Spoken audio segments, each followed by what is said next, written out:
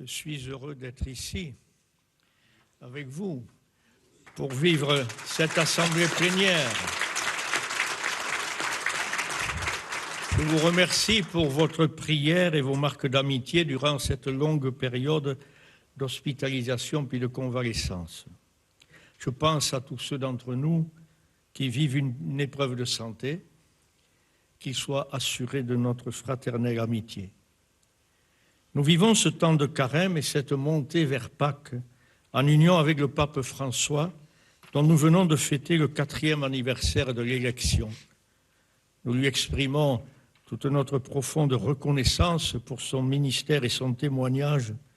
Nous l'assurons de notre prière.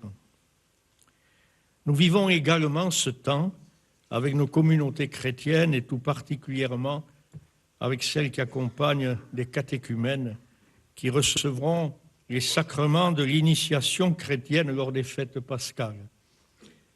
C'est un émerveillement pour nous chaque année, une action de grâce profonde, une contemplation de l'œuvre de l'Esprit, reconnue par ces hommes et ces femmes, dans des vies aux contours souvent sinueux et éprouvants. Ils ont perçu l'amour que Dieu leur porte. Ils sont saisis par sa miséricorde, sa patience, sa présence aimante. Ils découvrent la vie en Église à travers des personnes qui les accueillent, les accompagnent, marchent avec eux. Ils rejoignent la communauté chrétienne le dimanche lorsqu'elle se rassemble pour rendre grâce. Ils trouvent là comme une nouvelle famille. Ils sont plus de 4000 adultes de toutes catégories sociales, de tous âges. Ils sont heureux et impatients d'être baptisés, confirmés et de communier au corps et au sang du Seigneur Jésus. Ils s'ouvrent à une autre dimension, à la foi en un Dieu, source de toute vie et de tout amour. Ils mettent en lui leur espérance. À sa lumière, ils veulent marcher et orienter leur existence. La résurrection du Christ est la bonne nouvelle qui révèle le projet de Dieu de nous introduire dans la communion d'amour vécue entre le Père, le Fils et l'Esprit Saint. Leur vie quotidienne n'en sera pas vraiment changée dans sa matérialité, mais elle sera habitée par la présence de celui qui invite au pardon, au service, au souci des frères et qui ne nous laisse jamais seuls. Le mystère pascal fonde notre espérance, soutient notre marche ici-bas et nous oriente vers une vie donnée à la ressemblance de celle que le Christ a vécue, lui qui est passé en faisant le bien. L'Église se tourne vers le Christ. C'est en lui qu'est son espérance. C'est lui la lumière du monde et le sauveur. Nous connaissons nos fragilités et nos fautes. Nous ne sommes pas parfaits. On nous rappelle souvent celles qui concernent les évêques ou les prêtres, parfois avec des approximations et des généralisations qui n'apparaissent pas toujours à ceux qui n'ont que ces informations. Au mois de novembre dernier, nous avons ici même demandé pardon au Seigneur et à ceux et celles qui ont été victimes d'actes inqualifiables de la part de prêtres et de consacrés ou d'erreurs de décision de notre part. Cela n'était pas pour nous distraire de nos responsabilités. Tout au long de l'année, nous avons mis en place dans nos diocèses et au plan national différentes mesures, dont des cellules d'écoute des victimes. Nous avons développé des outils de formation pour tous ceux et celles qui sont en responsabilité auprès d'enfants et de jeunes. Nous nous sommes entourés d'une commission d'experts pour nous conseiller dans la gestion des faits. Qu'on veuille bien nous croire, nous sommes profondément touchés par la souffrance des victimes et nous voulons les accueillir et les écouter de notre mieux. Nous sommes résolus à aider la justice à faire son travail. Rien ne peut nous en dispenser. Nous invitons les victimes à porter plainte auprès des autorités judiciaires auxquelles, pour notre part, nous signalerons les faits qui nous seraient révélés. Mais qu'on veuille bien cesser de laisser entendre que tout prêtre est un pédophile potentiel, qu'on arrête de taire toutes les décisions prises en ce domaine par notre conférence depuis des années et tous les changements dans notre manière d'aborder ces faits. En votre nom, je renouvelle notre confiance et notre reconnaissance aux prêtres de nos diocèses qui vivent de belle manière leur ministère. Avec eux, dans quelques jours, nous célébrerons la messe chrismale, au cours de laquelle chacun renouvellera sa disponibilité pour être prêtre. Et nous poursuivrons notre mission de disciples, soutenant l'espérance, invitant au partage, à l'accueil, à la fraternité et à la confiance en Dieu. Le 20 juin 2016 d'abord, puis le 16 octobre dernier, le Conseil permanent des évêques de France a pris la parole pour participer au débat national qui allait être lancé en vue des futures élections. C'est un moment important de notre vie nationale, puisqu'il s'agit d'élire d'abord le futur président de la République, puis les députés qui exerceront leurs responsabilités, particulièrement celle de voter les lois. Le document du mois de juin désignait quelques points d'attention précis en vue d'une lecture attentive des programmes électoraux. Celui d'octobre invitait à une réflexion plus fondamentale sur notre société. Dans un monde qui change, retrouver le sens du politique. Je cite, « Si nous parlons aujourd'hui, c'est parce que nous aimons notre pays et que nous sommes préoccupés par sa situation. Plus que jamais, nous sentons que le vivre ensemble est fragilisé, fracturé, attaqué. Ce qui fonde la vie en société est remis en cause. La crise de la politique est d'abord une crise de confiance envers ceux qui sont chargés de veiller au bien commun et à l'intérêt général. S'il ne s'agit pas de rêver à une illusoire pureté dans les rapports sociaux et politiques, l'attitude et l'image de quelques-uns jettent le discrédit sur l'ensemble de ceux qui vivent l'engagement politique comme un service de leur pays. » Fin de citation. La campagne électorale qui se déroule a apporté son lot d'informations, de suspicions, d'outrances, de fautes et finalement de violences même par rapport à cette part de la population française qui arrive tout juste à vivre et à faire quelques projets. Le rapport à l'argent peut aveugler et empêcher de percevoir le drame profond que vivent ceux qui n'ont pas accès au travail, à un logement digne, à la culture. Au cours de ces dernières années, l'écart des revenus entre les plus riches et les plus pauvres n'a cessé d'augmenter. Ainsi notions-nous une France inquiète des injustices et qui comprend mal, par exemple, le salaire indécent de certains grands patrons, pendant que l'immense majorité des petits entrepreneurs se battent pour que leur entreprise vive et se développe. Fin de citation. L'exercice du pouvoir est exigeant. Il nécessite une vigilance de tous les instants pour demeurer au service du bien commun et ne pas en tirer un profit personnel aux effets désastreux. Vivre dans une démocratie est une chance, c'est aussi une responsabilité. Notre société apparaît bien divisée. Faut-il s'en accommoder? C'est à cette réflexion que nous invitera M. Pierre Manant jeudi. Nous la poursuivrons en échangeant sur notre ministère de communion dans nos diocèses et au sein de nos presbytériums devenus de plus en plus divers. Souvent, sont rappelées de manière incantatoire les valeurs de notre République, telles qu'elles sont affichées au fronton des mairies. Liberté, égalité, fraternité. Il s'agit d'un idéal jamais atteint et toujours en chantier. Mais on pourrait dire qu'aujourd'hui, la fraternité a besoin d'être mise à la première place. Non pas la fraternité affichée comme un vague sentiment qui donne bonne conscience, mais celle qui se transforme en engagement concret en faveur des plus défavorisés, des chômeurs et aussi des migrants, des réfugiés venus en France en fuyant des conditions de vie devenues dangereuses ou misérables dans leur pays d'origine.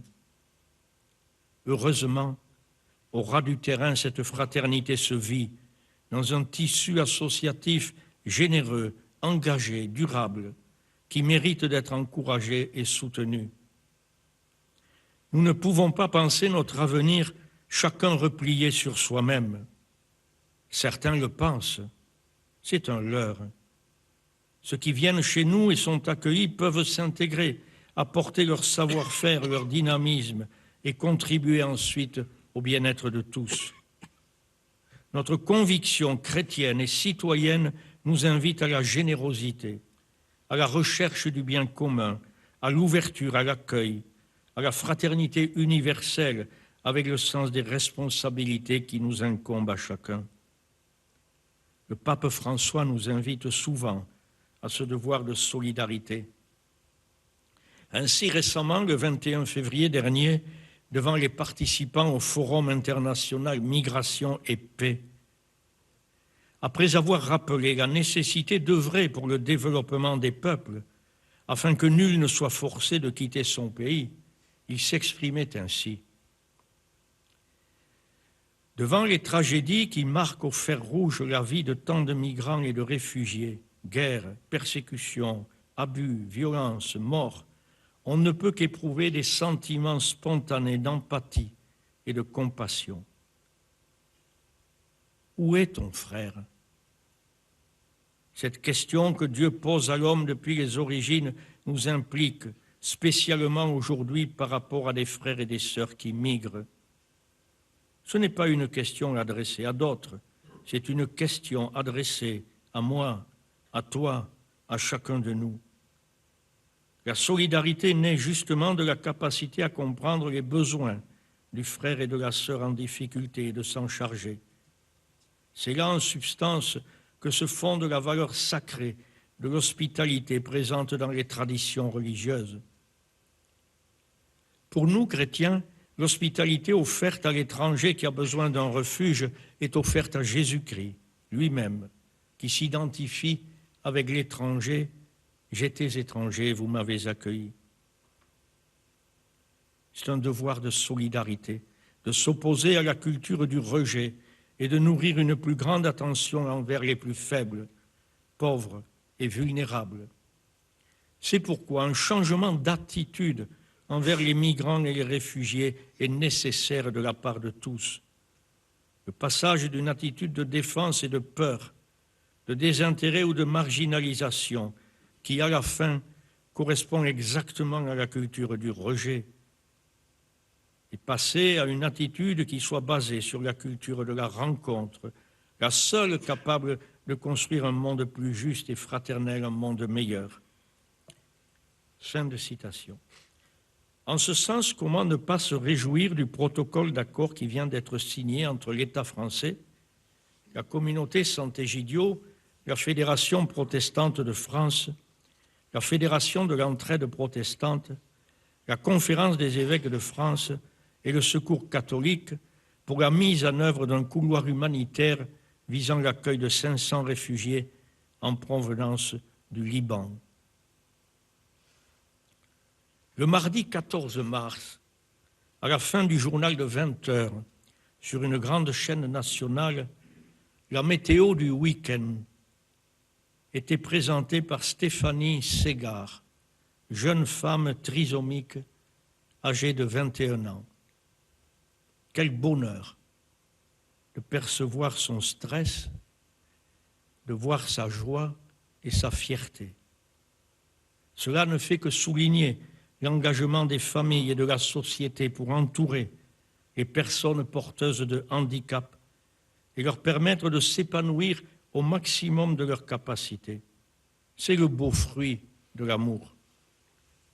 Dès lors, qui pourrait dire que ces vies ne méritent pas d'être vécues et qu'elles n'apportent rien à notre société? Qui n'a pas expérimenté que la faiblesse n'est pas sans signification? Qui n'a pas reçu de ceux qui en sont porteurs? Les communautés de l'Arche, comme ceux et celles qui se retrouvent dans des mouvements confessionnels ou non, en sont des témoins merveilleux. Nous déplorons une fois de plus que notre société aille vers des pratiques eugéniques et ne puisse prendre en compte les démarches de soutien et de réflexion auprès des couples qui découvrent le handicap prévisible d'un de leurs enfants à naître. Les progrès scientifiques fournissent des informations qui étaient ignorées auparavant. Cela devrait déboucher sur de meilleures thérapies et non sur une culture qui, voulant l'enfant parfait, recommande d'éliminer l'embryon porteur de handicap. Oui, nous déplorons que toutes les procédures de dialogue et de réflexion contenues dans la loi Veil aient peu à peu disparu et laissent les femmes souvent seules face à la culture du rejet et ne puissent entendre d'autres alternatives possibles grâce aux solidarités disponibles. L'Église catholique est toujours engagée pour redire la dignité de toute personne humaine, de sa conception à sa mort naturelle. Elle était présente dans les débats de 1974-1975 de manière claire. Elle l'est encore aujourd'hui pour défendre une vraie culture de la vie qui ne se satisfait pas des solutions qui s'en remettent à la mort provoquée.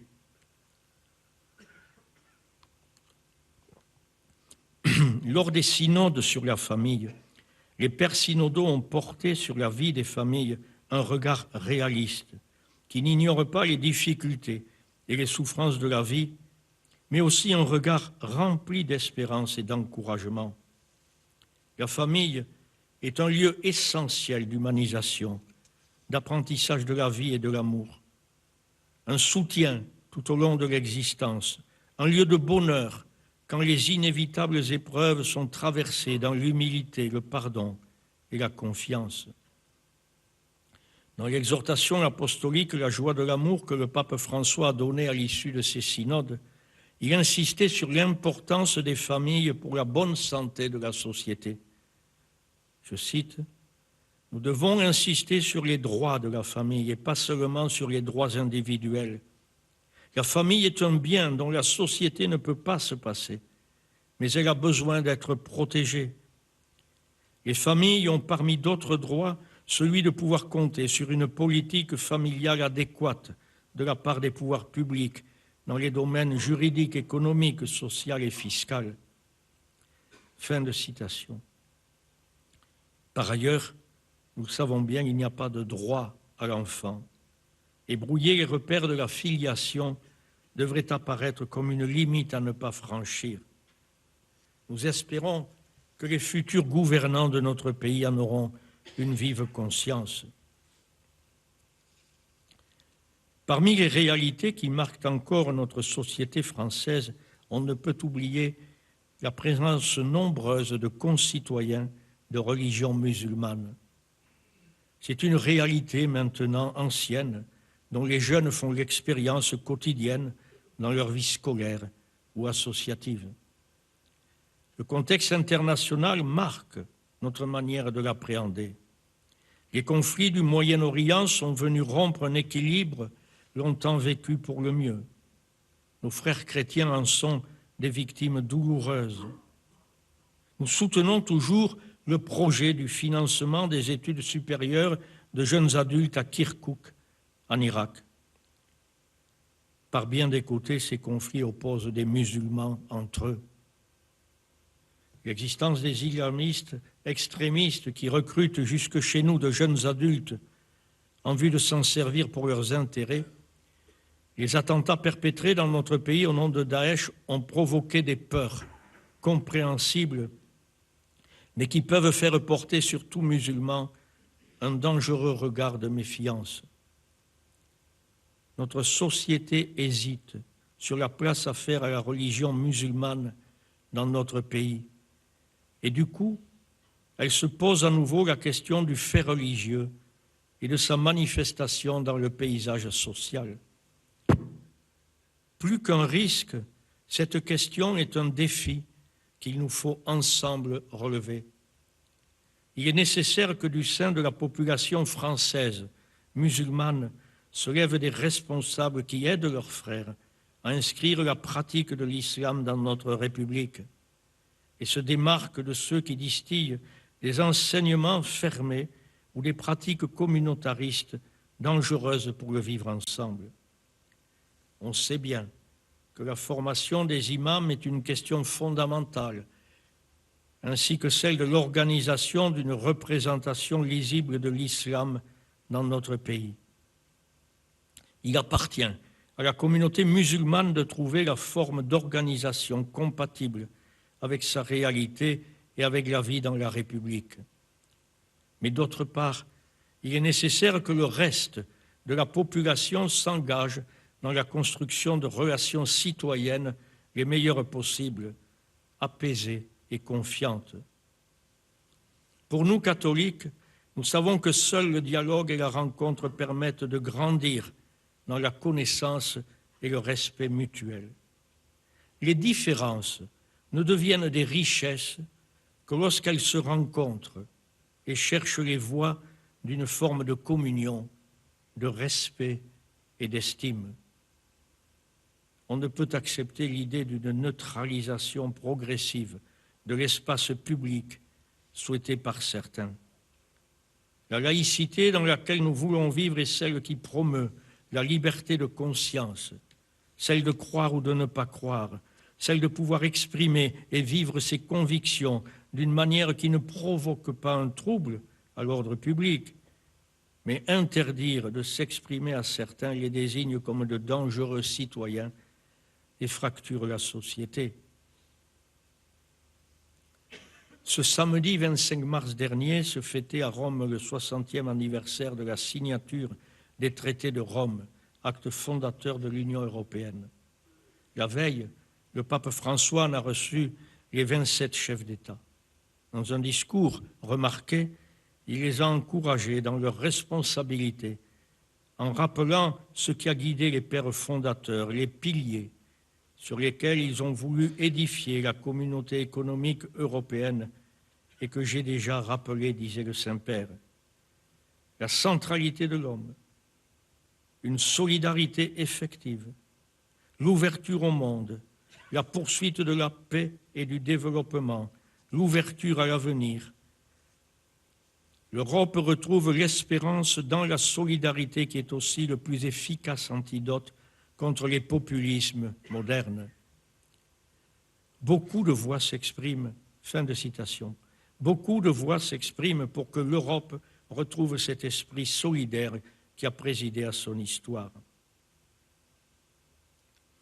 Au printemps 2007, les services de la conférence épiscopale se sont installés avenue de Breteuil. 10 ans après, on s'en réjouit. Ce lieu permet des rencontres, facilite le travail en commun, donne une visibilité à la conférence des évêques et permet des événements ouverts à l'extérieur. Les réalités de la société et de l'Église ont évolué depuis. Il est devenu nécessaire de faire le point sur nos fonctionnements, sur des besoins nouveaux et des réalités qui s'estompent. Nos moyens ne sont pas infinis. Des choix s'imposent.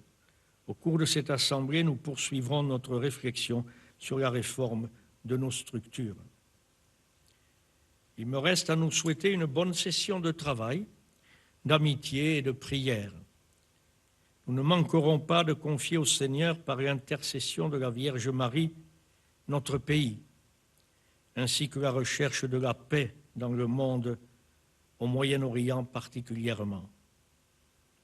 le visage de Bernadette nous désigne les plus pauvres comme ceux que le Seigneur aime rejoindre par Marie, comme par de grandes figures de sainteté, telles celles de Saint Vincent de Paul, dont on fête le 400e anniversaire des congrégations qu'il a fondées dans notre pays. C'est à partir du souci des plus pauvres que se trouvent les chemins porteurs d'espérance. Je vous remercie pour votre attention.